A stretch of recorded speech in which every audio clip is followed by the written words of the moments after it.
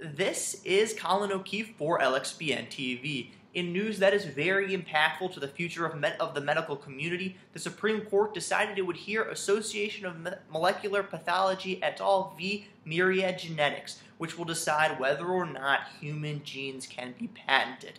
Joining me to discuss the case is a lawyer who's been following and writing on it for some time, Foley and Lardner's Antoinette Konski, author on the excellent Personalized Medicine Bulletin. Antoinette, first off, how can a company patent a human gene when the Supreme Court ruled earlier this year in Prometheus that companies could not patent observations about natural phenomena? Well, they can patent human genes because a human gene is not an observation of a natural phenomena. A human gene is a composition of matter. And in fact, that issue was addressed by the Federal Circuit when the case was remanded to them to decide or reevaluate the dispute on patenting human genes in light of its Prometheus decision. So it's really a different category of patentable subject matter that's being taken up now, and it is distinct from what was decided in Prometheus. Interesting. So the other part of this is, of course, what this means to the future of medicine. A number of institutions and people have come out against Myriad's claim. We have the American Medical Association, to the National Breast Cancer Association, to one of the original discoverers of the double helix structure of DNA, each saying that the patenting genes could potentially hinder medical research and healthcare. What argument can Myriad make that this, on the contrary, betters the medical research community? Well, I think to answer that question, we should first look at what is actually being patented here. If you ask a patent attorney, human genes are not being patented. Human genes are actually in the body. They're located on chromosomes. They have a lot of proteins associated with them. What technologists and inventors have done is that first they have to isolate the gene on the chromosome and determine where it is, and then extract it from the body and put it in a form that has some commercial utility.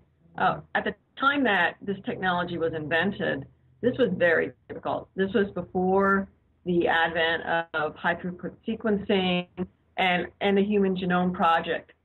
So I think what Myriad will do, and what they've done in their briefs, is actually point out to the court that this technology has not hindered medical research. If you look at the number of patents on various forms of isolated genes, you'll see that there are many out there, and if the research had actually impeded research and development in this area, you wouldn't see that.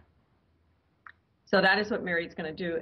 Plus, I think moving forward, the technology itself is moving such that isolated genes most likely will not be patentable in the future, and not because they're not patent eligible, but because the technology has developed to a point where it does not fulfill the other requirements of patentability.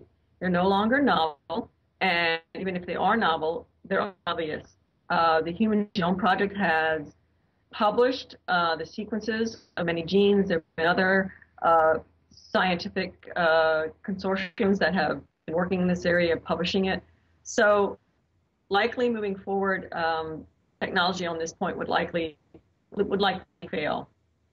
So I think what Myriad has done and will do in the future and needs to do is to inform the court and educate the court first about what it means to patent a human gene, to focus on the differences between a gene or a piece of DNA that's claimed in the patent and that exists in the human body, and then point out to the court and educate the court on the number of patents and how really patents in this area has really helped the biotechnology industry develop to its robust form that it is right now. Interesting. It's going to be interesting to watch because it's a very, very important case, and that's, of course, why the Supreme Court is taking it up. Again, that was Antoinette Konski of Foley and Lardner and the Personalized Medicine Bulletin. Be sure to visit that publication at personalizedmedicinebulletin.com for a wealth of excellent insight on this case. And of course, for more video interviews and curated commentary from the LexBlog Network's thousands of authors, visit us at lxbn.com. Thank you, Antoinette. Thank you.